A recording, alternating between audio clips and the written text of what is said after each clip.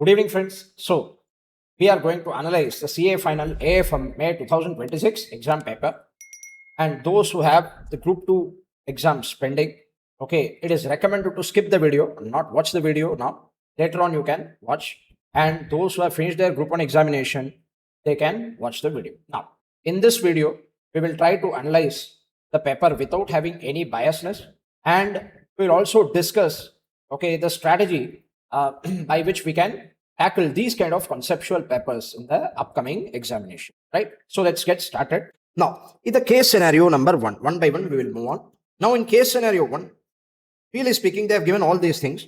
This question is all about, okay, the international Fisher effect, the inflation effect, real return and inflation return. Okay, and capital gains adjustment is given is nothing but a small adjustment. Now, this question is a totally new question. This question is a totally new question. I agree. See, what I'm going to do is that each and every question I'm going to categorize new question, but doable, solvable question, easily crackable question. Okay, that I will tell you. See, if you are allergic to new questions altogether, if you feel that, okay, the out of box question, very tough question, if you rank the question paper based on just the new questions, okay, then it is totally biased. I feel this is my honest opinion. See, at CA final level, as a professional, okay, using the concept, learned concept, some new questions are being coined. You should not be allergic to new questions. So it is not at all covered in study material, not at all covered in any kind of source, which means new question is being tested. So out of box question. No. First of all, understand my way of analyzing. Okay. If the question is new, I will try to find out whether the concept is discussed in the study material or various other questions. If they have combined the 2 or 3 questions together, we will see that. If concept is already discussed now, okay, we have already practiced in some other question, which means it shows that the question is new, but the concept is already covered, doable only, easily doable if you are thorough with the concept. This question, okay, this question is all about simple basic return computation, real return, nominal return. 1 plus nominal return is equal to 1 plus real return plus 1 plus inflation. Okay, the international Fisher effect, you can simply do this. This we have covered in IFM marathon also, 1 or 2 questions regarding these. Okay, we have covered them. So this question is all about that. Very simple. I'll just give you an example. By seeing the question, students fear. But normally what happened, okay, this question, if you read out the question, see here, the government of India issues a 5-year sovereign gold bond at an issue price of 5,000 per gram, purchased 200 grams. So 200 into 5,000. Okay, you'll get what, 10 lakh, 5 lakhs, and yes, 10 lakhs amount. Now, this is the initial invested amount in this instrument, whatever it may be. Okay, sovereign gold bond. Okay, the bond carries a coupon of 2.5%. I told you any instrument will give you return. Okay, by way of 2 sources, you can earn a return. One is the interest or coupon portion, or other is capital gain, just like your normal bond. This happens now. So calculate simple interest on initial investment, interest payable annually. So which means for every year, the bond maturity is what, 5 years. See, 5 years a bond maturity period, sovereign gold bond. Every year they will pay you interest 2.5% interest on this 10 lakhs, and apart from that you will gain you will get a capital gain, if any, at the end of the period or redemption. At the time of redemption, the bond will be redeemed with the prevailing market price of the gold. The annual interest received taxable at the investor's applicable marginal interest rate. Any capital gain arising on redemption taxable 20% after considering the indexation benefit. The inflation rate during the holding period is assumed to be 4% per annum. See, in this question, my dear friends, what they are saying, see, they are asking us to consider the indexation benefit, sir, but just like in your tax paper, they have not given any index. Now, don't worry, the index is actually computed based on index is nothing but a compensation for the inflation. Okay, the index which you are here, they have given the inflation rate. Okay, which means you should consider inflation to figure out the indexation adjustment. Are you all understanding? So let's take that. An investor JK purchases 200 gram at 5,000. The investor falls in 30% bracket. Inflation is 4% per annum. What are the post-tax annual interest income and the approximate real post-tax return on initial investment? Now, see what they are asking. 25,000 is the total interest amount. If you see 2.5% into 10 lakh, 2,50,000, 25,000 will be the interest amount. This interest amount is pre-tax. Now we convert it to post-tax. So 25,000 into 1 minus 3.7, 30% tax bracket. So 25,000, 17,500 will be the post-tax interest income. Are you all understanding? This return is nominal return or real return? This is nominal return, real return to be. See, this return is nominal return generally. Okay, what they're asking. Now, if you see this, there's a post-tax annual interest income, approximate real post-tax income. If nominal return is there, 17,500 divided by how much? 10 lakhs. Okay, take your calculator. I'll just take it. not two computations. I'm not going to do all the computations. It's just 17,500 divided by 10 lakhs. 1.75 percentage. Are you all getting 1.75%? This 1.75% is a nominal return and not the real return from the investment, which means it will include inflation, remove the inflation effect. Are you all understanding? So, which means this is the nominal return. So, 1 plus nominal return, 1 plus 1.075 means 0.0175, okay, is equal to 1 plus real return plus 1 plus inflation rate, which is 0.04. Okay, 4% inflation. So 1 plus real return is equal to 1.0175 divided by 1.04. If you do this, you will get something around minus 2.16 percentage or something like that. Okay, rounded off to 2.25%. I'll tell you what they have done, and there is a mistake. Anyway, that's what I wanted to communicate here. See, if you see here, the real return comes to the correct answer should be B, minus 2.25%. The post tax. See, this is not marked by me. Don't think. Okay, whoever sent me the question paper, they have marked me mark this solution. So minus 2.25 should be the solution. Why? Because what they have done, I'll tell you.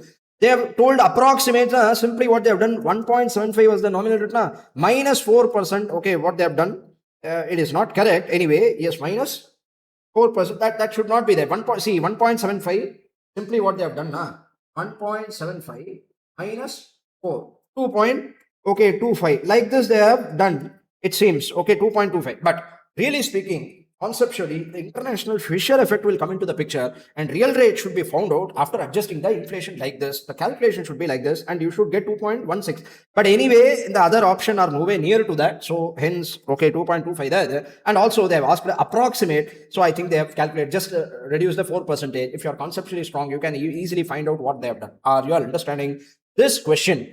Okay, I have got a lot of messages, and to be honest, this question, there is nothing to be discussed at all. Easily can be found. If this question is difficult to you, then it means that you are not conceptually thorough. Okay, I'm being blunt in my assessment, being very honest. Okay, unbiased opinion I'm giving, but I'm saying that something which is already covered in my lecture or something already discussed the concept, new question only new came, but you can easily manage. That's what I'm saying. This question is easily manageable. Next part B. I'll just prove you 3 or 4 questions. I'll just discuss. Then you can believe me. Not now. You can believe me after some time. See here. After 5 years, the gold price becomes 6,800 per gram. Inflation is constant to 4% annually. What is the index cost of acquisition?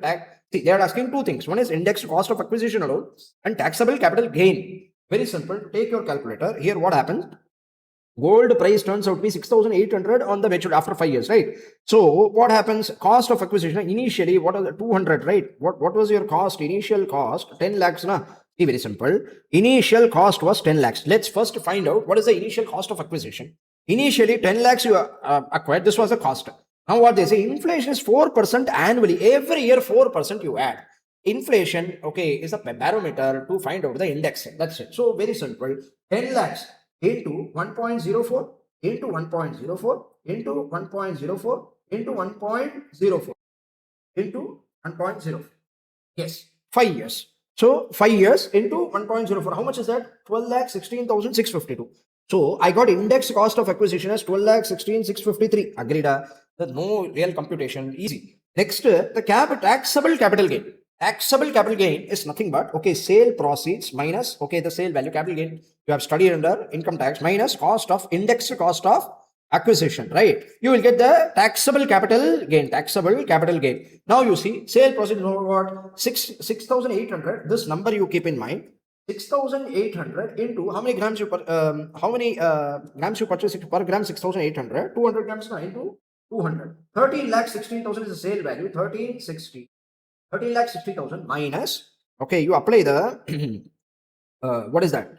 12,16,000. 12,16,653. 1,43,347. D should be the answer. Are you all comfortable? Next, assume the sovereign gold bond redeemed at 6,800 per gram. JK 30% tax bracket. What is the net amount received after capital gains tax with 20% indexation? Very simple. See, after 5 years, 6,800 would have been the sale value into 200. Will you receive the entire thing? No. You will this is the sale proceeds minus I will have to pay the capital gains tax. Are you all understanding? So net amount, net proceeds only you will receive after tax. But this capital gains tax will be computed on which amount? This 1,43,347. 347 taxable capital gain. The tax bracket is 30%, but this is specified income na capital gains. What is the applicable tax rate? 20% is the applicable tax rate, which means, okay, you will apply the 20% on this taxable amount, 1,43,347 into 20%. How much is the amount? 28,669. This capital gains rate 28,669. This you reduce from what 6,800 into 200 sale proceeds, 6,800 into 200. How much is that? 13,60,000. So 13,60,000 minus 28,669. How much is that? 13,31,330. Are you all understanding? Tell me, children, is this question new question, but easily scoreable? 6 marks, nothing great in the question. Okay, so I will not consider this question to be tough question or something. Okay, the easy, straightforward question. Next, to come to the question number 2. Now, this question is also easy and straightforward. I'll tell you the reason. One by one, I'll tell you the reason. See, conceptual, but still easily manageable. Newchem Limited. The question is about real options. The question is about real options and some basic time value of money. Basic time value of money. See what happens. This company is leading chemical manufacturing based in Telangana. Installation of new generation solar power plant to meet the energy needs of its primary manufacturing unit. This initiative is a part of Newchem's long-term sustainability cost reduction goals. The total cost of installing the solar plant is 3.2 crores. Okay, based on the current, this is nothing but discounted cash outflow. This, okay, discounted cash outflow. Now, this question is a combination of NPV and you have the capital budgeting, the real option. Both will be combined and some basic question. Okay, nothing great. See, based on the current state electricity tariff, the plant is projected to generate savings in electricity plus 25 lakh per year in perpetuity. I'll come back to this later. However, there is a regulatory uncertainty. A new state government is expected to take office in 1 year and is anticipated that electricity tariffs will be revised. Based on industry analysis, the annual savings of solar could change to one of the two possibilities. So they have given the two possibility. Okay, this is upper FSP. I told you real options. Okay, risk neutral model. They are asking real options based on risk neutral model. Okay, I have covered in the marathon also. I also specifically, okay, mentioned this is very, very important for this attempt.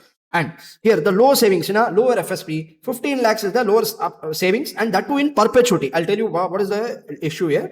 In scenario 2, high scenario, this is upper FSP. They are given lower FSP first and then upper FSP, no issue. 40 lakhs per year, and that also till perpetuity. It will continue till perpetuity, which means what they say, you have today invested 30, how much crores you have invested here? 3.2 crore. 3.2 crore you have invested, right? This you invested. Now, after 1 year, what might be the situation? Now, it may either generate upper FSP 40 lakhs per annum till infinity, or it may generate 50 lakhs per annum, okay, per annum till infinity. Are you all understanding? Two different data given. Now, the company WACC given and risk-free rate of given 10 years government bond 6.5% RF rate, okay, for real option. See, one by one, first we will see the question, requirement of the question, then we will solve. Okay, see. Newchem Limited Telangana supposed to invest 3.2 crore. Okay, anyway, know that 25 lakhs in perpetuity. The WACC is 9.5%. After 1 year, 40 lakhs, 15 lakhs. Same scenario, no issue. What they're asking, calculate NPV if invested today and NPV after 1 year in both the scenario. They're saying NPV invested today, NPV after 1 year, both the scenarios, we need to find out NPV. What is NPV? I've discussed in detail in the marathon video itself. Okay, this is why I discussed from the basics. Capital budgeting, intermediate question. Okay, this is not even final level question. Okay, see why I'm saying.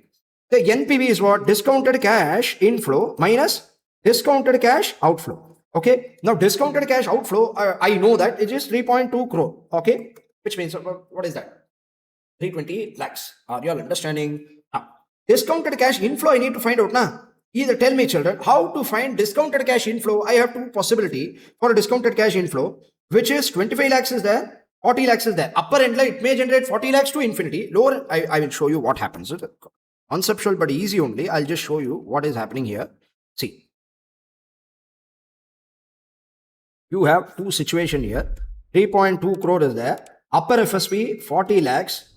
Okay, the 40 lakhs to infinity. This is from year 1. Year 1, it will generate 40 lakhs. From year 1, every year it will keep on generating 40 lakhs, 40 lakhs, 40 lakhs till infinity. This is one possibility, upper possibility. Okay, favorable position. Lower end, it may generate, okay, what is that? 25 lakhs or what they have given? 15 lakhs. 15 lakhs till infinity. Are you all understanding? Every year, 15 lakhs, 15 lakhs, 15 lakhs, like this every year it will. Now, very simple. This is nothing but your time value of money till perpetuity. Now, you have to find out PV of perpetual cash flow. Present value of perpetual cash flow is nothing but cash flow divided by R. My dear friends, this I cover in time value of money, basics of finance. Okay, I cover, you go to any of my intermediate students, they will tell me. Okay, okay, I cover the time value of money in intermediate for 4 hours or 5 hours. Okay, at CA final level, I assume that everyone would have forgotten. Again, I cover for 3 hours. Ask anyone. I cover time value of money for 3 hours, the basics, and I would have discussed this present value of perpetual cash flow. Cash flow can be segregated into 4: single cash flow, multiple uneven cash flow, okay, annuity cash flow, perpetual cash flow. Perpetual cash, how to discount, compound, perpetual cash, all these cash flows, different cash flow stream, everything I would have discussed. Okay, this is nothing new, which means the 40 lakhs I receive from year 1 to infinity, if I discount and bring it to present value terms, it is nothing but, okay, 40 lakhs, what is the rate of return? This you should discount using the, okay, what is that? WACC. What is the WACC given in this question? See, what is the, I'll come back to this later.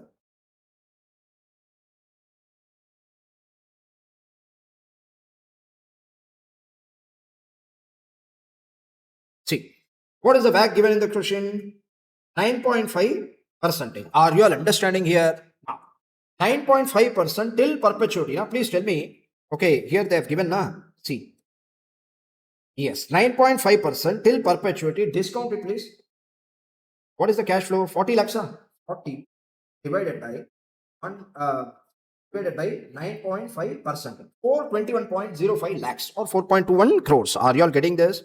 Okay, this is nothing but 40 lakhs divided by 9.5%. How much is that? 421.05 lakhs or 4.21 crores. You can mention. So upper FSP, the cash flow is 421.05 lakhs. Are you all understanding? Every year it can produce 40 lakhs to infinity. How to find out present value of this? Present value of perpetual cash flow is nothing but cash flow divided by R. Basic thing. Here also present value of 15 lakhs divided by R or 9.5%. How much is that? 15 lakhs divided by 9.5%.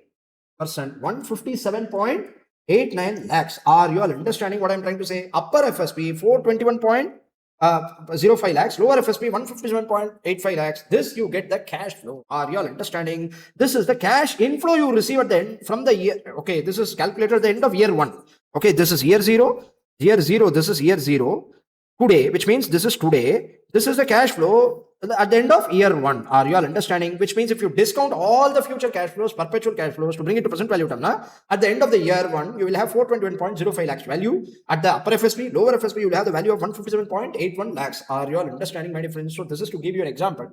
Now, you may ask where I have discussed this present value of perpetual cash flow. I'll just show you. Now, can you see this? I'm just showing you that I've already discussed this. This is, okay, comprehensive revision series. So I put time value of, okay, and you won't believe it. See here, I will just show you. I've given the timestamp also. See, notice this. Can you notice this? Okay, present value of level perpetuity cash flow at 1836. Go and verify. Okay, there are 2 types of perpetuity: level perpetuity, growing perpetuity, D1 by KE minus D, which you use the formula. Okay, growing perpetuity. I have discussed in the basics. So these are all basic things. Okay, I don't need to say this question. They have found, they've asked us to compute the NPV, in which case discounted cash inflow, okay, comes to how much? Discounted cash, see what they're saying. And 25 lakhs in perpetuity. This is annual savings without the probability. Now, this is 40 lakhs, and for 15 lakhs, we found out the cash flow value.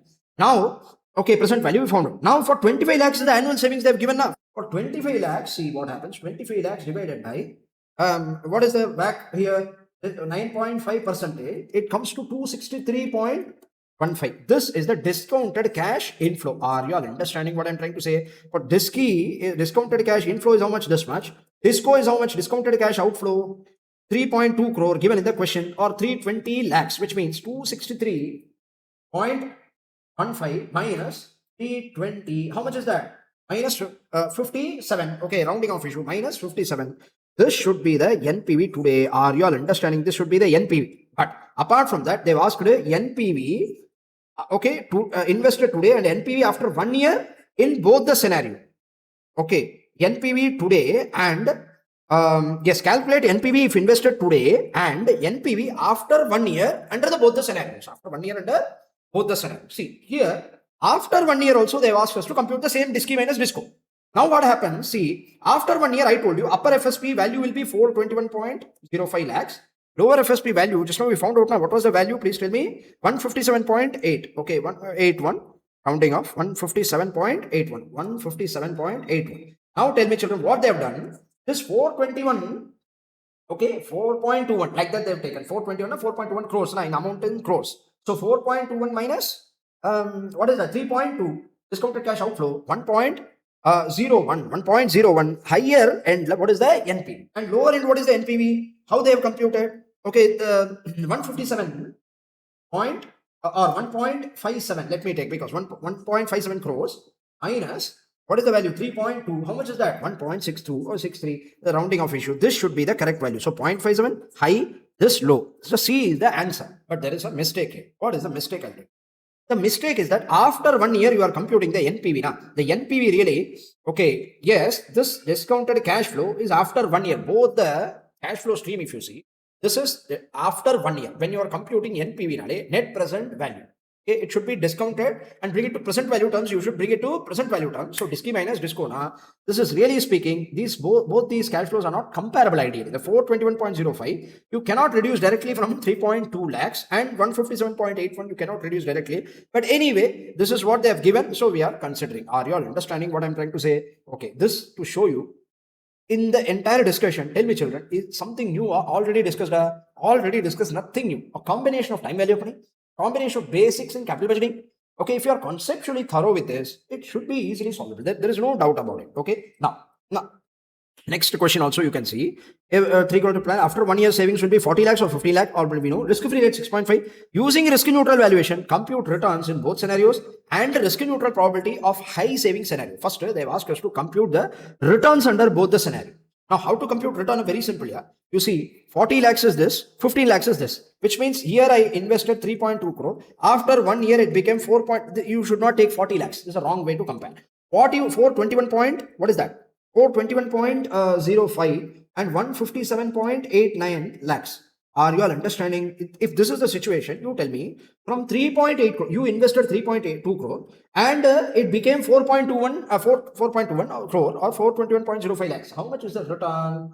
Very simple, 421.05 divided by 3.2. How much it has increased? So 31.5%. This increase is 31.578 or 5. Okay, 6, they have given 5, 6 as option. So the rounding of 57%. Let me take 57.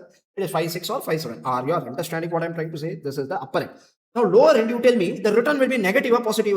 From 3.2 crore you invested, your capital loss here became 157.89. How to compute? See, this can be computed. Now how to compute this return? 421.05 minus 320 divided by 320. This will give you upside return. Okay, the end return, end value minus opening value divided by opening value will give you return this percentage, 31.5 into 100. If you do, you get 31.57%. Are you all clear? Next, now how to compute the lower value? Very simple. 3.2 crore. From there it dropped to 157.89 divided by 3.2 crore. If you do, you'll get 50.93%.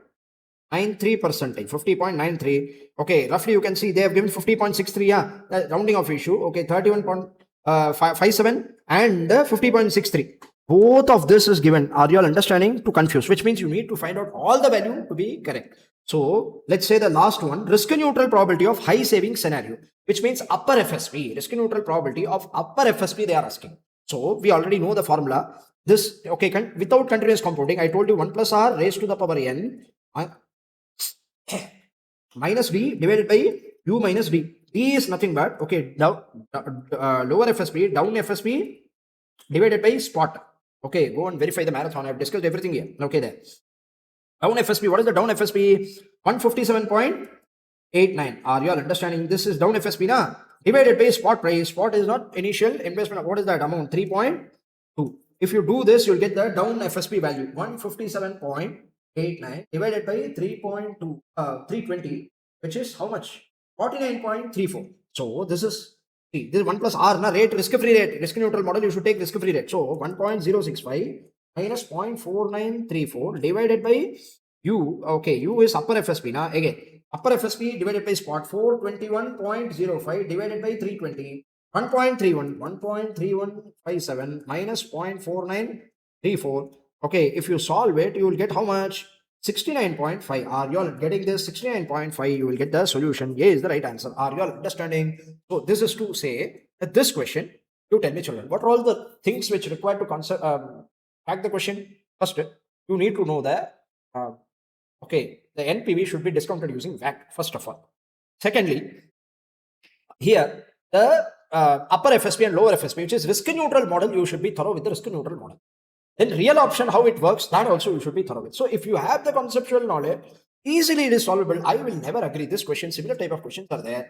Okay, I will never agree this to out of box question, nothing is there. And this question also, last question also, I don't want to again and again discuss. Okay, present value, na NPV only, net present value will find out. Present value of risk-free rate, if you discount and bring it to present value terms, you'll get 1% value. WACC, if you discount, they have asked both. Ideally, risk-free rate only should be, WACC should be used for finding net present value. Risk-free rate for the finding the scenarios. Okay, that is the risk neutral probability you will use. So anyway, they have asked us to both compute NPV using risk-free rate as well as WACC. Okay, easily solvable. Are you understanding? I don't want to discuss in detail. Is very simple and straightforward. So case 2 also, I will not categorize out of box or very difficult to do. Everything is doable only. Next, case number 3, okay, is a study mat theory given. Theory questions and all are not from outside the syllabus. Okay, mostly not outside the syllabus in the sense. The numerical question you are only getting troubled.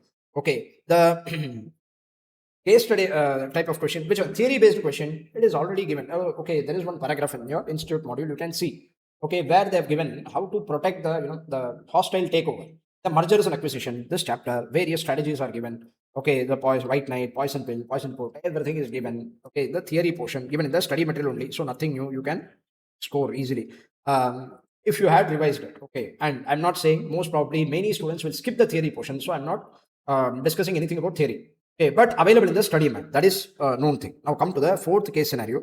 Simple VAR question, which I already covered in the marathon also. VAR question, what are all the adjustments I'll tell you. What they are newly asked, I'll tell you, is not new, easily understandable only from the question itself. See what happened. 25 lakhs is the total amount. Okay, portfolio VAR, which means individual security, alpha is there, 1 security, beta is there, 2 security, alpha and beta. 60:40 is a proportion or weight of the security. So weight 1 is 60, weight of alpha is 60, weight 2 is 40. Like this, they have invested. And you have also given the correlation. Are you all understanding? So portfolio VAR formula I told you, total investment amount, okay, into total, you have the capital, investable amount, you take the investable amount, then you have the standard deviation, What is that? If in this question they have given the portfolio, which means you should find out the standard deviation of the portfolio. If it is individual security, you'll find out the standard deviation of the individual security into the standard deviation of the portfolio. Okay, because I want to find out the value at risk of the entire portfolio. So I'll compute the standard deviation of the portfolio. Then you have into this will give you, okay, total volatility, what is that? This is the volatility amount. Are you all understanding? Which means the volatility of the value, amount of value which can increase or decrease like this, or on into, what do you do? Okay, the Z score, I told you, at varying confidence level. Question will mention you 95% confidence level, 90% confidence level, 99%. Like this Z value will be given at 95. In this question, 99, a Z score 99 and 90% given. Assume 99%, let's assume. Like this, you will find out the VAR for 1 day. This will give you VAR for 1 day into root of T, which means into root of number of trading days will give you overall VAR for the selected period. Are you all understanding? So port very simple here. Individual security, you find out the securities individual risk standard deviation. If you want to find out the VAR of the entire portfolio, you should take standard deviation of the portfolio. How to compute standard deviation of the portfolio? Should I need to teach? Okay, the square root of, okay, W1 square sigma x square, or in this case sigma alpha square x square, okay, plus A plus B the whole square. The formula I told you now. See, W2 square sigma y square plus 2 into W1 W2 sigma x sigma y into correlation of x and y. This formula you will find out, first to find out the standard deviation. Then apply the formula, easily find out the solution. There is nothing to be discussed. Okay, what is approximate VAR in rupee terms at 99% confidence level? Usually you can find out. I got 9,05,271. Just discussing. What is the approximate diversification benefit? This is the key. See, this question students asked me, what is mean by diversification? Not the regular students. Yeah, those who have attended my regular lecture, they will know easily. Diversification I cover for 2 hours in the portfolio management. Even the revision video, you can check it in the freely available in the YouTube. The way with, okay, the conceptual clarity you will have in the portfolio management chapter, okay, you can easily manage all these things. What is the diversification benefit? I'll tell you briefly. See, there are 2 security, in this case alpha and beta, alpha, beta. So there are 2 security. If I individually invest in alpha or individually invest in beta, okay, which means, say, if I individually invest only in alpha, I will have some value at risk. Say the value at risk comes to 5,000. If I only individually invest in beta, I will have, say, value at risk at 3,000, which means if I invest in alpha, I may lose maximum 5,000. If I invest only in beta, I may lose maximum 3,000. If I invest individually in alpha and beta, I may lose, okay, overall how much? 8,000 rupees. Are you all understanding? So cumulative VAR, total VAR, if I invest in alpha as well as beta, will give you total VAR. This is when I don't go for diversification. This is when I don't create a portfolio using in some proportion the alpha and beta. Are you all understanding? If you individually go for alpha or beta, this may be the total VAR. But if I include it in portfolio, what is the total VAR level? Are you all understanding? So individually you find this is the VAR, this is the VAR. Now the differential amount is what they are testing. Okay, the diversification benefit, that differential benefit arises due to diversification. To put it simply, if you find out individually alpha standard deviation, you will have the standard deviation of alpha. Beta, now you will have standard deviation of beta. Now what we did, this got replaced with portfolio standard deviation. Portfolio standard deviation has the correlation effect. Because of the correlation, diversification happen.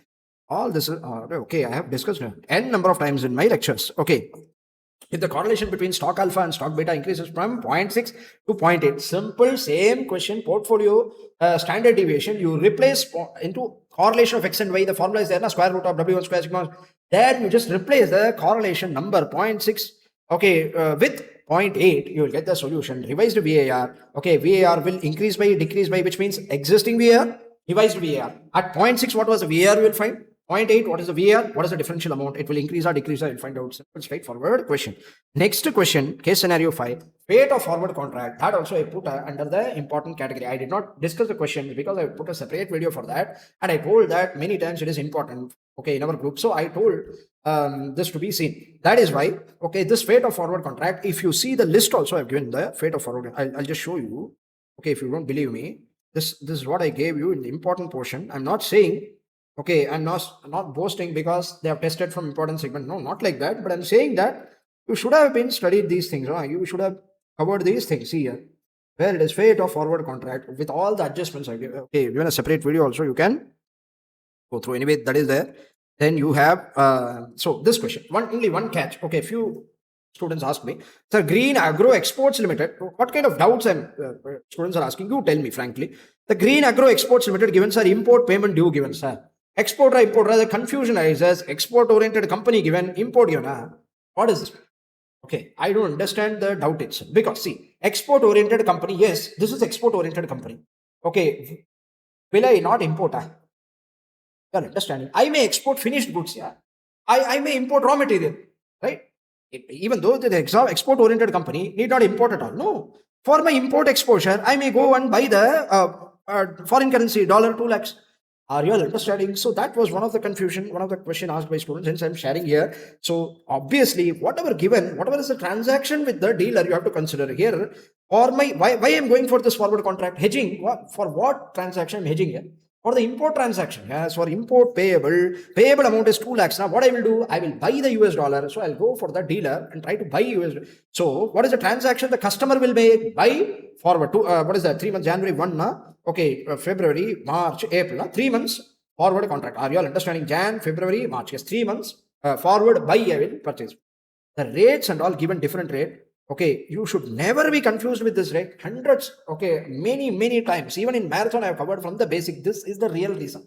In the Forex chapter A, if you know how to interpret the rates, properly pick the rates, appropriate rate, that's it. Okay, and bid, ask, everything, 2 months format, how to close it, everything is available. I need not discuss this, go through. Now, come to the descriptive portion, my dear friends. Here, first question, okay, is about the currency options and home. See, the currency swaps is given. The question regarding currency swaps, which I discussed in the marathon also. I'll just show you what is the adjustment. They have combined 2 questions and they've asked us one single question. Okay. See, I'll just read it out. Bharat Infrastructure, a premium Indian engineering, has been invited to establish operating high-field data center in the sea. Indian company is there, Bharat Infrastructure Limited. This invested in is going to invest in a foreign country. Okay, wait. What is that? High-speed data, Republic of Valoria. Okay, this is Valoria country. Okay, now this is India and this company wants to invest in the foreign country. Now, see here what happens. How much it will invest now? It will invest, it wants 4,000 million values, because okay, you want to invest in a foreign country, their currency you should invest. Are you all understanding? Now, for that, the government, okay, the government of Valoria, what they say, guaranteed amount of 8,000 million sale price they are offering, which means very simple. Yeah, what they're saying now, today you put 4,000 million Valoria. What I will give you guaranteed 8,000 million of valors in return. Are you all understanding? Okay, now this is what is the agreement with the in return at the date of at the time of maturity, which means you undertake. See, you spend 4,000 million valors and undertake the project after these many years. What is that? Given how many? 4 years. After 4 years, I will give you a guaranteed sale price of 8,000 million. Guaranteed sale price of 8,000 million. This is also foreign currency. This is also foreign currency. Are you all understanding? This is the initial cash outflow. This will be the cash flow redemption value, just like redemption value at the end of the period. This is one part of the question. This is new adjustment, no issue. That is also easy to do. During the 4-year operation period, BIE will provide technical maintenance security product annual fee of 80 million. Okay, payable at the end of the each year. This will be your outflow. When you want to evaluate the project, ultimately you want to evaluate a project. Okay, this is nothing but NPV based question. NPV based question. You are investing, so you'll have discounted cash outflow, then annual cash flow, then there will be terminal cash flow. Okay, everything I have discussed in the marathon. Okay, see here. Now, to hedge this, okay, position, current initial capital investment bankers have proposed a currency swap agreement with the following terms. Okay, currency swap agreement. Like, BA will swap the principal portion, okay, for Indian rupees immediately at today's spot rate. They will happen. This, see, for the exchange rate to be taken, they are giving this detail. Like this, you should understand. So it is not a full-fledged question regarding currency swap. I'll tell you what happens here. 4,000 million year zero, like you convert it using spot rate. What is the spot rate given in the question? Now, exchange rate, well, the spot rate given 50 rupees. So 50 rupees, yeah, 4,000 million into 50. Okay, discounted cash inflow. Okay, this question, they want you to compute NPV based on home currency approach. Okay, this 4,000 you will convert into 50, you will convert. This will become your discounted cash outflow. Initial year zero, like this will become your outflow. Are you all understanding? Next, okay, this swap will be reversed at the end of year 4 with both the parties re-exchanging the same principal amount at the same spot rate locked in at the inception. My dear friends, what they say, the swap is a juju piece. Actually speaking, this is a bogus swap. What a swap now? See, there is no risk involved. Yeah, 4,000 million is there. This 4,000 million, 50 rupees I pay you. Take your calculator. How much is this 4,000 million into 50? Say how much million? 2 lakh million is there. This 2 lakh million, okay, I pay you na. At the end of the 4th year, what happened? Okay, both the parties the same principal amount, same spot rate, 50 rupees at the inception. 4,000 into same, yeah, 50. Okay, 2 lakh million. Are you all understanding? Which means it will be out. See, it is like working capital adjustment, which you do na. This I don't understand. Are you all understanding what I'm trying to say? In the NPV computation, go and check it. I would have told this. I would have told you like initial cash outlay, annual cash outlay, and terminal cash flow. Okay. Here what happened? This is like working capital. 4 million you invested, then it will be recouped. You will be getting back the 4,000 million into 50 Indian rupee. So initial, there is no risk. Your risk is not at all there. Are you all understanding? You are not at all exposed to this currency risk. Okay. Now, the bank will charge an annual facilitation fee of 0.3% calculated on rupee principal amount. Every year, outstanding principal amount payable at the end of the each year. This 0.3%. Okay, I'll be there. Now, sir, what is the rupee principal amount? Very simple. Here, okay. The problem is, see what happens. See. The rupee principal amount. Now, how you should apply this will be your outflow. First of all, this facilitation charges will be your outflow. The 0.3% will be rupee outflow. Now, very simple. 8,000 you apply. Under swap, this will be, okay, added initially and it will be cancelled out. But normally, what do you say? Every year you should apply the spot rate. No, say today, what is the amount? 4,000. In terms of Indian rupees, you like 2 lakh million cash outlay. Next year, 1 lakh, what happens? Okay, the 4,000 million. Okay, you should apply the 53. You should apply the prevailing forward rate. Are you all understanding? Which means the 53 rate for the year 1. You will get the INR outflow na into 0.3% you will apply. Like this, you need to find out. Okay, this is the point. Now, like this, you will find out the inflows in terms of INR. Now, in the RAND question, African RAND question, I'll just show you both the question. Okay, they have combined both the question. There also we used a home currency approach, but here we computed IRPT forward. Why interest rate were given in for both the countries. We computed IRPT forward, then we discounted.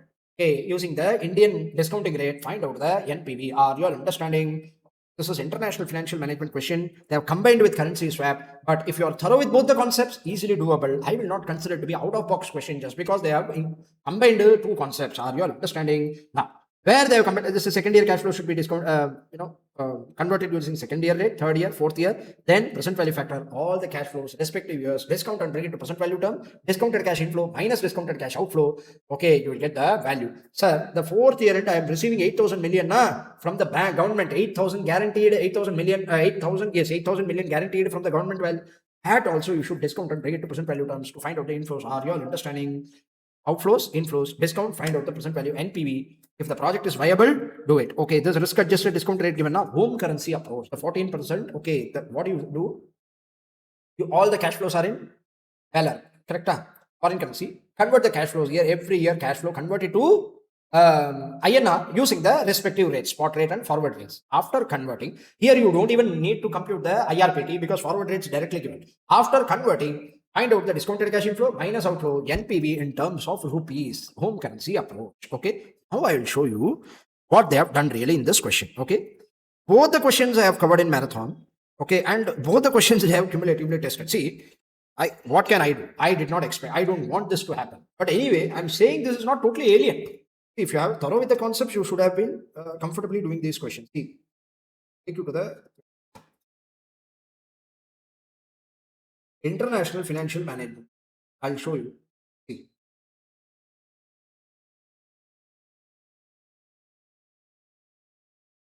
options. Once you finish this,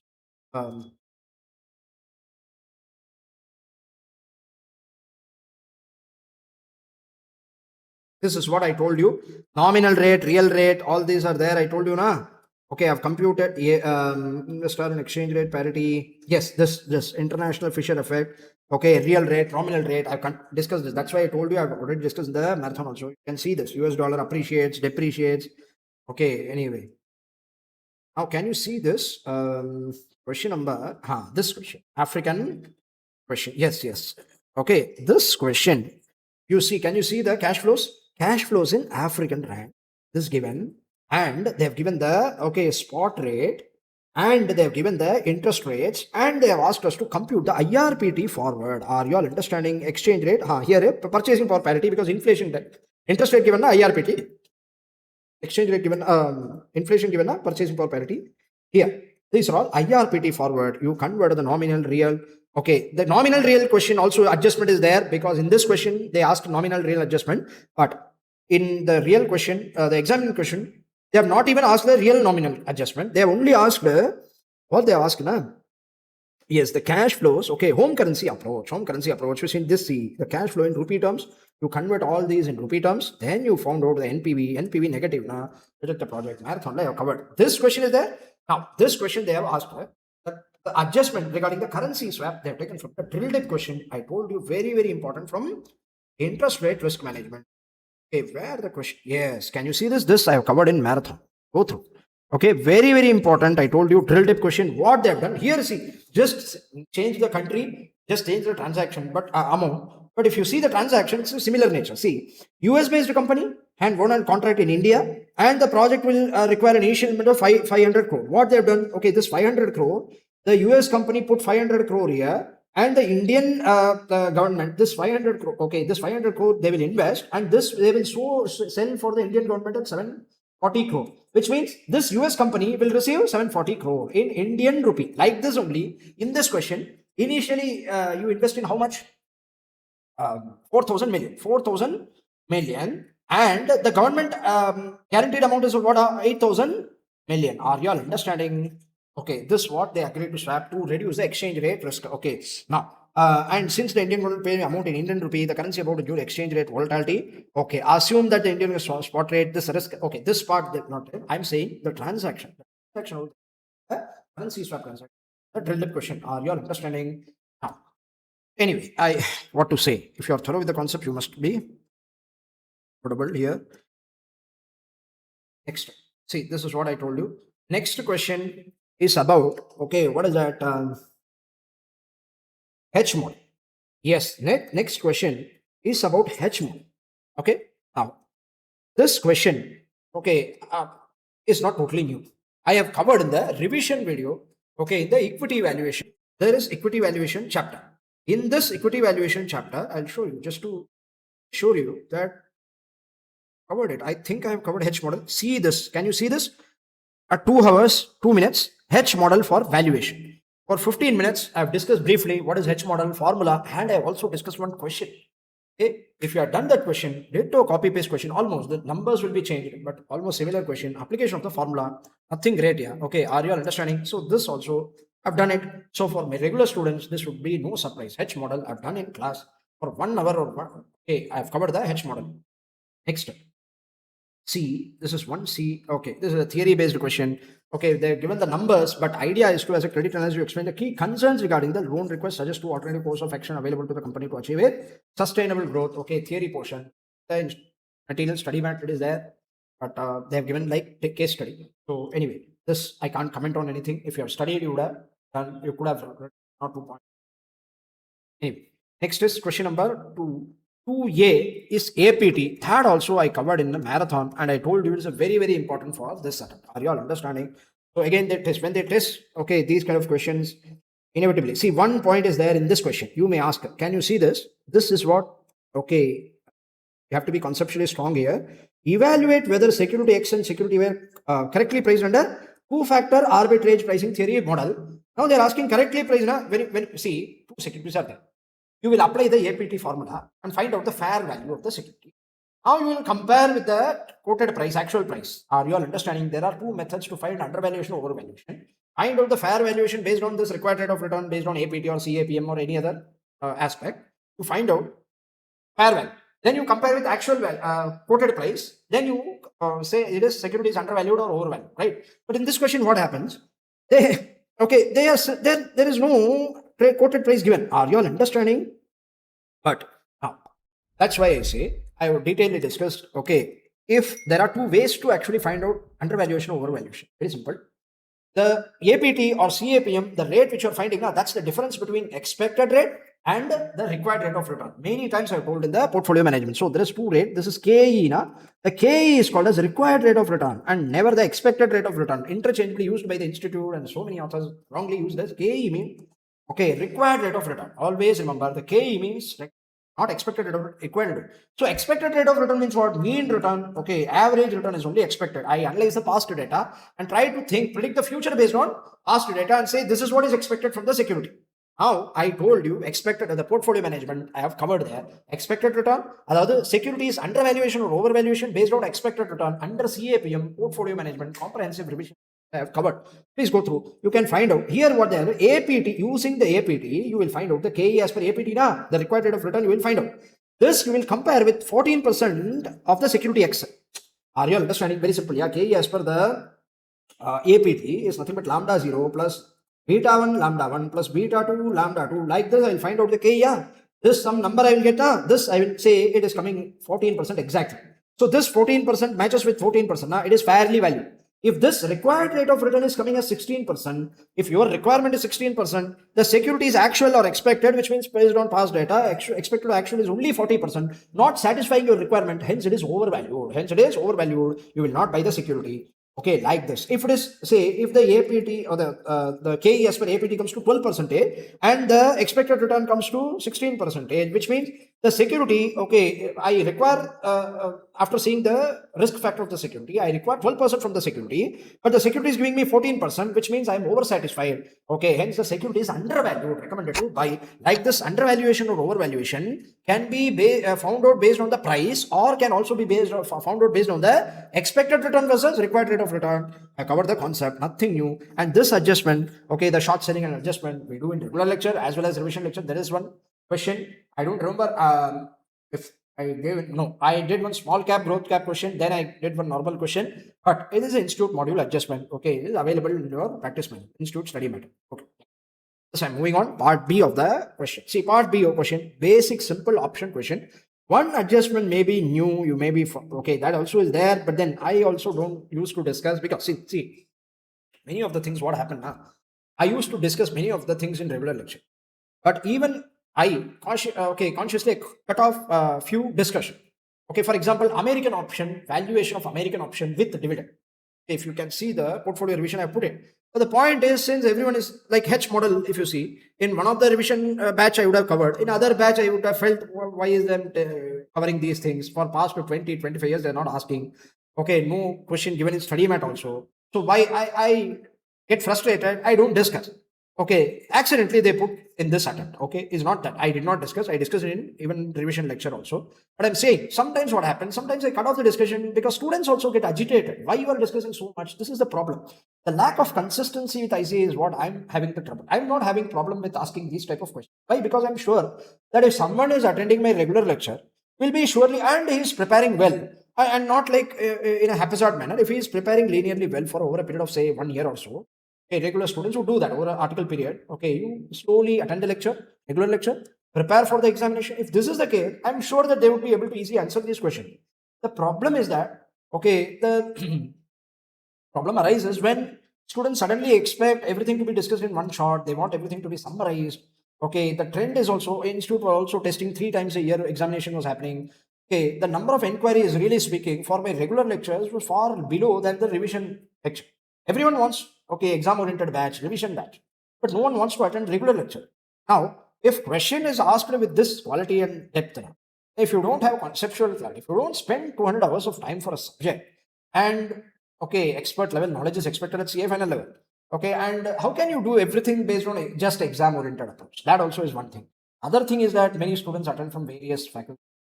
No, I'm not blaming anyone, but there many students are even doing self-study and then they are attending revision lecture. Now, how can everything will be covered? So this is the inherent risk. If you want to take risk, then okay, then I don't have a solution for it. Revision lecture you can take. I would never suggest just revision lectures, but of course revision lectures you can take. But this is the problem. Though this question is also the same thing. Okay, I have cut few discussion even from my regular lectures because I thought it is redundant.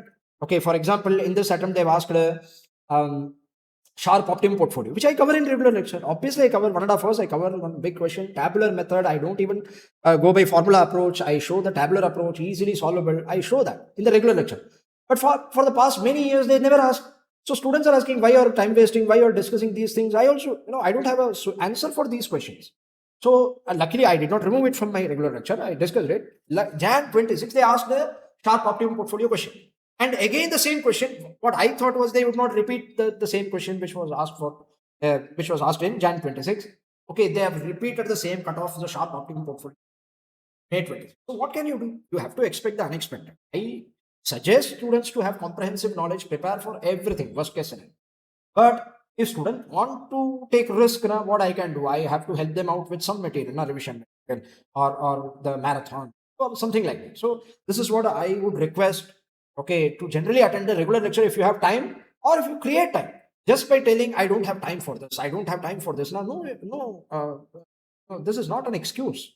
Not having time is what is an excuse? We want to pass by taking a shortcut route, and that is very unreliable. What is happening? That's the lack of consistency from ICA's part. Because what they are doing, if they are asking this level of question every attempt, then students will also be fine-tuned with that. Okay, this is the standard. I also have to prepare. They would be mentally prepared. But the problem is, once they ask this type of question here, thereafter for the next 3 years, they never ask the difficult question. Copy paste, simple ditto copy paste question from the practice manual. They put it and they ask question. Everyone, okay, Tom, Dick and Harry, even doing self-study, everyone just focus on problem, no conceptual knowledge. They will clear with exemption 70, 80 marks, 90 marks they will score. And then when these kind of paper come, and then they will blame the faculty, oh, why he is covering all these things. In simple terms, you could have finished it. This is the issue. So anyway, these are all the issues I am also having. Okay, don't think that just from the student's perspective, you are having issue. I am also having issue because I don't know what I have to fulfill the requirement of the student. If someone comes and says, I have only 80 hours of time, I have to give him revision batch. If someone says, I want to learn deep, okay, I don't want revision batch, I have to give them full batch. So ideally, recommended batch is regular batch. Okay, yes, I'm not here to market my regular batch or something, but I'm saying if you want fullest knowledge, deep knowledge in finance, okay, I can assure you that at least 80% of this question paper you could have solved easily if you attended my regular. That I can assure you. I will show you, even empirically, I will prove you. Okay, see here.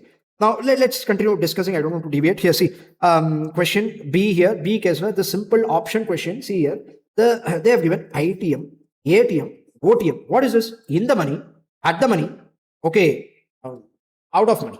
Okay, now this thing you would only know, okay, if you have taken my regular lectures. I don't discuss all this in revision lecture. Now, if you see this they have given, if you see, if they give the full form of it, it would have been helpful, but they simply read ITM, ATM, OTM. What is this? If a person don't have this knowledge, they would never attend this question. Okay, something alien, nothing. Yeah, I will tell you what it is. ITM. ITM means in the money. If you have having call option, for a call option, let's take call option.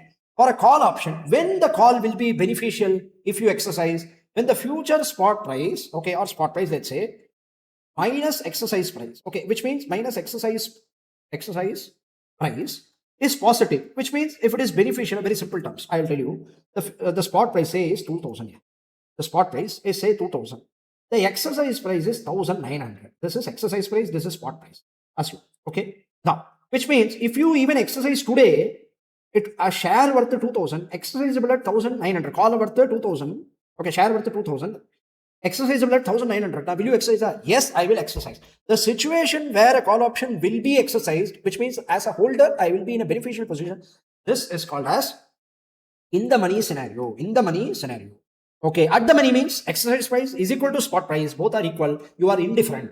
Out of the money means, okay, for a call option, exercise price is more than the spot price. No point in exercising. A share worth 100. Will you exercise the right by paying 100? Will you right to buy now? Will you exercise your right by paying 110 or 200? You will never exercise. So it is out of money. Call is out of money. Like this put option, reverse will happen. Exercise price is more than the spot price. Then put is in the money. Like this, you need to understand. Basic thing they have asked. Okay, the part one you can easily find out. But there are two parts. The first is assess the ATM, ITM, OTM. That is part one. Second part, evaluate intrinsic and time value components. Long back I used to discuss this. I don't even discuss in the regular lecture. See, in the next 3 months, see, a lot of time I'm taking. I'll briefly discuss. I don't want to elaborate here. I just want to briefly discuss the remaining questions. I don't want to dig deep into the solution. You can believe me now. Till now, I've discussed why I'm discussing now to make you understand. So you can freely believe me. Okay, each and every, if I say that there is, okay, it will be covered now, it will be covered. Okay, if the concept, if it is not covered in regular lecture, now I will openly say that, okay, it is new to me and I have not covered in regular lecture. So no point, even if you take the regular lectures or this cannot be solved. Like this, I can openly say, I will say that. Anyway, the second part of the solution, in the next 3 months, expiry price may increase by 150 or may decrease by, under each scenario, examine which option will be rationally exercised. Appraise the net profit or loss as per the contract. See, this is again risk neutral probability you should apply. Next to 3 months expiry, pay may increase 150 or may decrease. Now, each expiry scenario, which option will be rationally exercised? Now, this FSP minus X you need to find out at each node. This I will tell you, this can be attributable to binomial tree, something similar to binomial tree concept. You need to find out the two upper FSP value, lower FSP value. Will it be exercised the upper node and lower node? American option. One question is there. Okay, binomial tree. This also I did in the marathon, if I'm not wrong. Okay, believe me, I've done the marathon also. From this you can find out. Okay, next. So here I can say 2 marks question. I can say it is totally out of box. I can consider that. Okay, and at the end I will show you what is happening. Next, this question easily doable, easy theory question. Okay, from the startup finance you can do. Next, this question also. Okay, the foreign currency approach, home currency approach. Here also, identify which option. Now, what is the option where you should borrow? Where you should borrow? This is the question. Okay, where you should financing option, where you should borrow. Ultimately, this is capital budgeting plus Forex chapter, international capital budgeting. Where you should borrow. First part of the question asks us to where to borrow. Next, adjusted present value covered in the marathon. Okay, base case NPV and adjusted NPV. Go through it. Okay, I have covered again in the capital budgeting part 2 of the marathon. I have covered a concept called as base case NPV, adjusted NPV. What happens now? There I have covered. Yes, I have covered. Discussed the concept also. Please go through base case NPV. There you will assume that the cash flow, the project risk is because the project risk is equity holders risk. So ideally, even though for NPV computation you will take back, ideally it should have been KE. So project cash flows you discount using all equity, the KE rate. Then you will find out the base case NPV. This is called a base case NPV. Then you find out the benefit derived from the debt. Okay, tax shield arising out of the debt. Okay, so that is adjusted present value. This is the concept. Tax rate given. That is right. Tax rate is given. Are you all understanding? So By seeing the question, you have to question each and everything, why they have given, what they have given. All this will come in the mind. Next, mutual fund, simple and straightforward question. Please go through. Okay, that is not at all to be discussed. Dividend and bonus plan. Again, marathon. I've not covered it. I've given the question along with the solution. The Chanakya, one of the questions from the Institute Study Mat. Okay, easily doable. And holding period return versus the total return. Anyway, covered in the separate video for the mutual fund question. All the ICA study material questions also I've discussed in the YouTube channel. Anyway, transfer of NPV, this also, okay, regulatory issues in securitization chapter. Okay, securitization entire chapter is also important. I told you in theory they have tested. Anyway, and this question, okay, there's a sharp single index model. Just now I discussed, okay, the cutoff point, this point. I thought this would never be tested in May examination. My mistake, prediction gone wrong. Anyway, I also tell students that never expect. Okay, even though I have put it expected questions, you should always expect the unexpected. Okay, and this is such type of question. January question they have asked, and the examiner's note also they have given. I remember I read okay that many students failed to answer this question properly. Hence, these kind of questions they will enjoy putting it again. Anyway, they have put this. This in regular batch I used to cover. Okay, so I'm not considering it an alien question or totally out of box question because we have covered in the regular lecture. Thing you just like black schools, we cover that also. Hence, that question is there. The B part is there, new question, okay, and somewhat tricky question, I would say, computation. But the way of framing the question may lead to some here geometric growth rate. There's nothing but CAGR, which I call it as compounded annual growth rate, okay, which I discuss regularly in our regular batch as well as in the revision batch also. So CAGR is one way of computing the returns, okay, the growth rate computation, famously called as CAGR. Anyway, here they have given geometric growth rate. I saw the same name where I'll tell you the same CAGR in the intermediate, the cost of capital chapter. They have given one realized yield approach question. Okay, while taking the intermediate class, I came to know there they've given the geometric growth rate. Then only I understood, okay, CAGR only they have calling as geometrical growth rate. Anyway, this is what is industry. If you go to the industry, there, finance world, okay, stock market and all, famously use CAGR, okay, compounded annual growth rate. Anyway, the Elliott wave theory, wrong prediction. Okay, the technical analysis, I predicted there are 2 or 3 theories in that. Okay, the Elliott wave theory, random walk theory, all this there. I predicted this time random walk theory will get tested. My bad luck. Okay, they have given Elliott wave theory, and anyway, they have given Elliott wave theory. Anyway, wrong prediction, my mistake. Next, they have given this question. Okay, this question. Collar, I predicted interest rate risk management class, something floor and cap, collar strategy may be tested. But this question is totally out of the, okay, Blue Moon. I don't know. This question, why they asked, I don't know. But really speaking, it is a very, very tough question.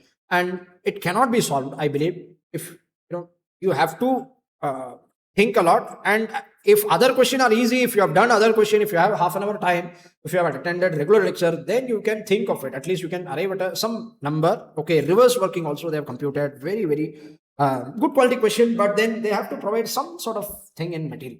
Okay, without giving anything in material, they directly ask, this is a zero rate. What is that? What they have tested now? Really speaking, zero cost collar. What really happens here? Okay, the collar, we have done one question. I'll just show you. The question I'll show you, and then what happens in this question. See, the interest rate risk management. We did one question related to last question.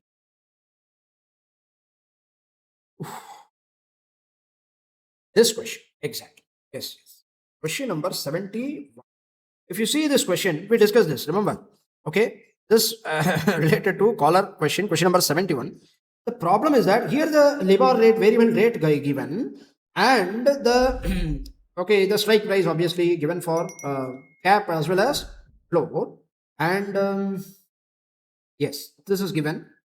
Now, what they have done in this question, so cap and floor rate given for comparison, and we compared it and found out the cash flow at each reset date. Remember, there we found out one cap receipt or floor payment like this. We found out. Agreed? The point is what they're saying. This question is also related to collar strategy, but what they've done now, okay, they've asked us to compute the zero cost collar now, which means the collar cash flow, the collar receipt or floor payment is there.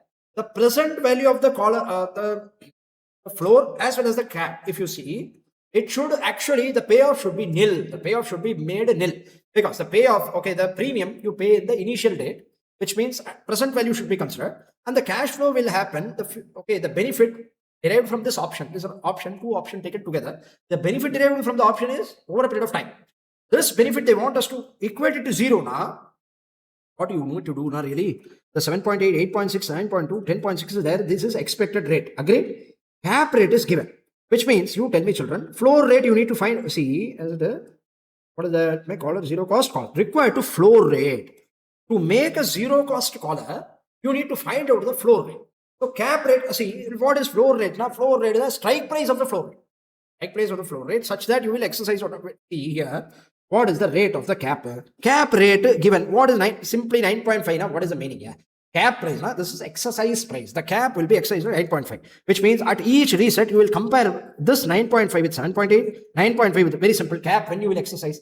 When the rate is more than the exercise price. Up the first 3 years you will never exercise cap. Agreed? Just like in our question, we did one question now. So you will never exercise cap because see, you have a right to buy. Cap option is what? Right to buy at 9.5. Interest rate worth 7.8. Right to buy at 9.5. Will you pay 9.5 interest? Okay, by receiving 7.5 interest. Are you all understanding? Which means you will lapse it. So this case lapse. Okay, L by the L lapse. Last case you will exercise. What is the differential amount? 10.6% minus 9.5%, 1.1%. Are you all understanding? This 1.11%, yes, happen. Here, notional principle given or not given? Yes, given 100 crore, you can use the notional principle or you may not even use the later we can use the notional principle. That is not an issue. This 1.1%, what you can do is that this is happening. The gain is here now. The cap, benefit from the cap receipt, correct? This you need to discount to the fourth year discounting rate. Are you all understanding? Which means you will find out this present value of the cap. Now, floor rate is not given. Floor rate is not given. So what I will take is that I will consider such rate. X I will consider as floor rate. Agreed? Now, X is, how will you compare this? Which means X minus 7.8%. See, there what happened? Cap minus this number. So what is that? 7.8, see, 7.8% you will compare. Now 7.8 minus 9.5%. This you will do and you will, anyway, lapse. When you exercise, it will be 10.6% minus the cap strike price, 9.5%. Are you all understanding? See, the very simple. Cap, I told you, is like call option. Call option, what is the benefit from the call option? FSP minus strike price. Agreed? Now, the floor option, what is the benefit of the put option? X minus strike, X minus FSP. Are you all understanding? These are all the variable rate. In terms of interest rate risk management chapter, I told you these are all MIBAR rates, the respective LIBOR rates, interest rate are all variable rates are all. Okay, what do you say this? These are all future spot prices, like to be future spot price, not strike price. The strike price is given 9.5 and this strike price of the floor is what is asked in the question. Let me assume this is X. So X minus 7.5%. Like this you get in the first year. Discount using first year rate. Apo X minus 7.8% into 0.96. Okay. This is this. Plus, what do you get? X minus 8.6% into 0.92. Like this, you will find out all the total of it. Equate it. Okay, to this one. Are you all understanding? You find out the X value. Okay. This, anyway, this is how you should find out the fair floating rate. Floor rate. Now, strike price of the floor. This, okay, in regular lecture, I discussed something called as swap valuation. Swap pricing. There, based on FRA valuation method, I discussed it. Here also, the concept of discounting, okay, will be there. So somewhat you can relate it. Okay, swap now. This is like swaptions instruments. Whereas it is like swap and a combination of swap and options. Are you all understanding? Anyway, you can try it if you have conceptual clarity over entire swap. Who does it anyway? So this is really, I will consider out of box question, and honestly 4 marks tested anyway. 4 marks I will be added. Okay, a separate list I have made. I will just discuss from that. This question, okay, next question, this question, free cash flow valuation, easily doable. Okay, regular lecture or fast track lecture, everywhere I've discussed the 2-stage free cash flow to equity model. You can do that. Now, this is doable only. Next question, totally out of box questions, money market related question where you can find out. Okay, even if you find out in some other source, I will also happy to include in my material, because this, okay, anyway, is new to me. Even if you attend the regular lecture, to be honest, you will not be able to solve this question. Okay, this question carries 7 marks weight, 7 marks weighted. Anyway, fourth question, They have damaged totally. 7 marks, 4 marks. Again, the part B also fourth. No, fifth question. Sorry, fifth question they have done it. Okay.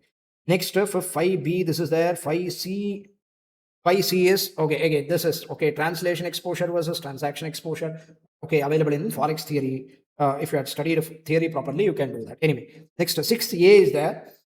So this is a complex question from mergers and acquisition. Complex in the sense, a lot of reverse working involved, conceptual clarity about the entire subject is involved.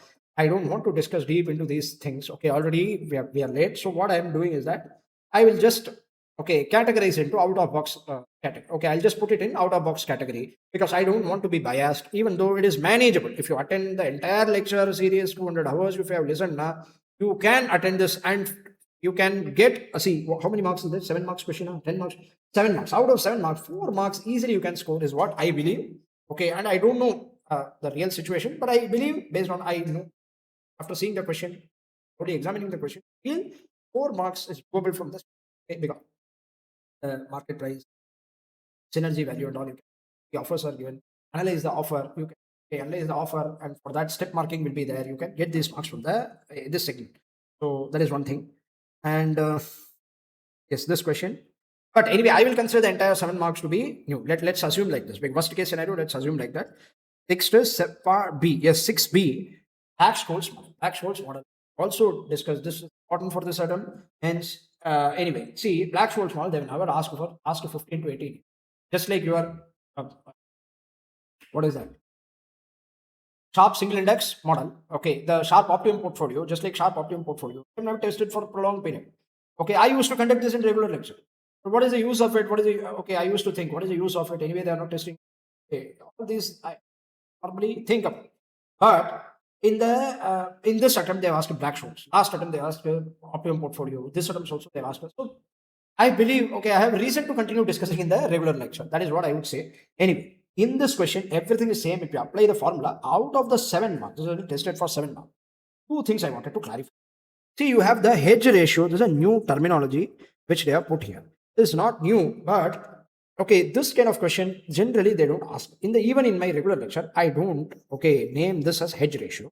I discuss only, I assign the probability to the spot, I assign the probability to the exercise price. I discuss overall in an overall manner I discuss, but I don't discuss this deep. And they have put it exactly the hedge ratio and the probability that the spot price over and above the exercise price. What it means, I will tell you. Okay, since they have asked it, I will tell you. See what happens. The formula, ultimately, you forget about the D1, D2, how to find out, ln of S by X, the formula, you know that. That is not an issue. The ultimate formula is spot into N D1, agreed? Okay, minus strike price divided by e to the power TR, or nothing but present value of strike price, into N D2. This is what is the Black-Scholes formula. Are you understanding? Ultimate formula. Either D1 has a separate formula, D2 has a separate formula. How to find out D1, D2 is an issue. That's separate thing. What they are asking, what they are saying, very simple. The N D1 is there, na? The N D1, which you multiply with the spot price. This is called as hedge ratio. This is called as hedge ratio. See, the third part is asking you value of call and put option. Okay, that is that the value of call and put option. Anyway, you can substitute the formula. You will find out the value of call and put. They will award.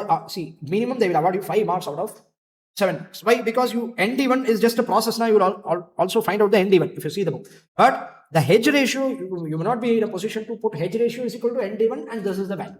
So I think the steps are same. I think 5 marks, 4 or 5 marks will be awarded to find out the value of call and put. But since they've asked, see, this is the hedge ratio. This is nothing but hedge ratio. So ND1 is the hedge ratio. Okay, how much of the equity share? Just like a delta, it is nothing but delta, which in the riskless hedge portfolio method. See, I told you the Black-Scholes model is nothing but an expansion of the binomial model. Okay, first initially binomial model, only 2 came.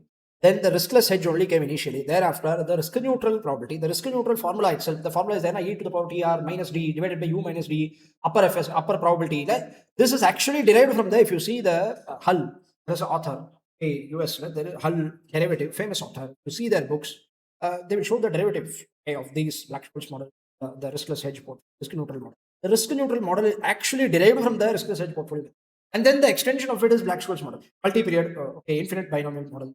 But Black-Scholes model. So the N D1 is nothing but hedge ratio, which I use in our What is the delta hedge model? The delta is there now. That is what is ND1 in the Black-Scholes model. That is what they are testing as hedge ratio. Next, the probability the price in spot market on expiry would be higher than the exercise price. Now, this is nothing but this one. Okay, x minus e to the power tr into ND2.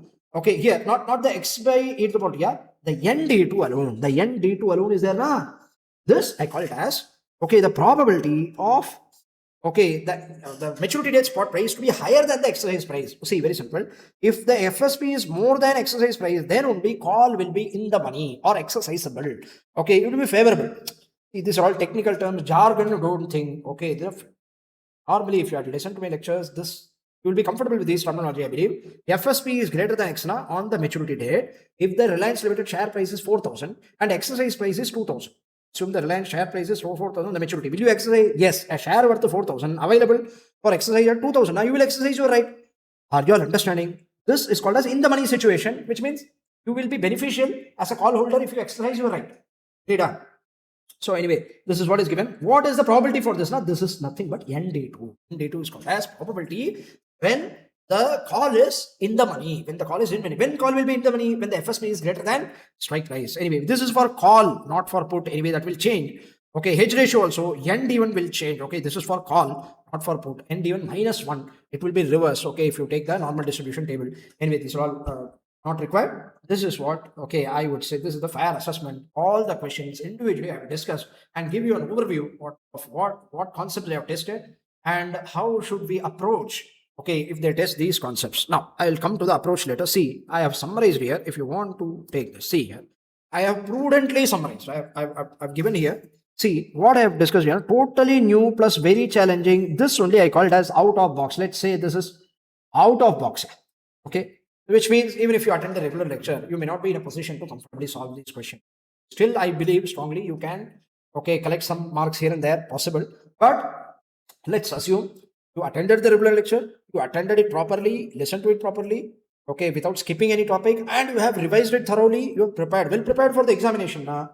Okay, how many marks? 26 marks is still out of box. It will be there. Let's prudently assume, because I have deducted from 2B, 2 marks I have deducted, and in the money, out of the money, there also I have deducted 2 marks. Like this, I have deducted here and there. Here, the question, if you see, this is a fully, okay, 7-mark question, equity, the question, this M&A question, this is M&A question, and this one, 7 marks, if you see, this is the total money market question, 1 question there, I have removed it, 4 mark, even though they have taken optional. Okay, like this, I can say that, okay, prudently, 26 marks are totally out of box. 26 marks are totally out of box. It will require some level of knowledge, all those, and maybe AI to solve those questions without, human brain cannot do that in given level of time for 3 years. So it should be no. So 26 marks I can say. Now the question paper total how many marks can? So let's say 114 marks because one option questions is one choice is also there. So totally 114 or 116 marks maybe. Okay, minus if you do 26, 14 here will be reduced. Balance 12, 88. Still 8 more marks. Even I'll prudently reduce it. Still 80 marks is easily doable. 80 marks is easily doable. Fair assessment I'm doing. Okay, just because that everyone is saying paper is totally out of box. 100 marks. Okay, full question paper is entirely out of box. No, I will not say like that. And this is to be very fair. I strongly believe 80 marks is still doable. For an average person, so you may ask me one question, sir. See, you are as a faculty, you are saying you can attend for 80 marks and all. As a student, okay, whether can you guarantee that 80 marks I can attend now? Yes, I have shown you the time value of money. Why do you think that I put time value of money in comprehensive revision series of CA Final? Tell me. Because the time value of money which you would have studied in foundation is different. What I want you to learn some basic things. Okay, present value of perpetual cash flow, annuity cash flow. These are also required because these may be tested in the one big question they may give and one small adjustment they may give. Are you all understanding? Can you see if you are attending income tax paper? Suppose you are attending and there is a section of 143.3 proceeding. The question is mentioned. Okay, AO. Okay, under 143.3 proceedings like this, you did like this. Can you say that no 143? What is 143? They have to elaborate 143. Will they elaborate? No. So each and every subject we have to learn the technicality of each and every subject. Audit. Let's say can I use my own language? Will they give marks? I have to use the fair and true view. Okay, like this we have to true and fair view. Like this we have to use the technical terms, whatever is there. So I strongly believe that you have to upgrade yourself if you feel this is totally difficult. Whatever I discussed, at least after discussing this, okay, you should have the confidence. Okay, I request you not to panic. Okay, still you can easily solve around 80 marks doable. Okay, and how to go about the next attempt? Huh? I strongly believe you should be not my lecture, not necessarily my lecture. I'm not saying. Okay, you should take lecture from those faculty, cover the syllabus fully, and honestly say that this is okay. These things I cover, these things I don't cover. Regular lecture, few students have asked me for regular lectures. I have honestly told you what are all the things out of this paper, considering this is the toughest paper, you believe.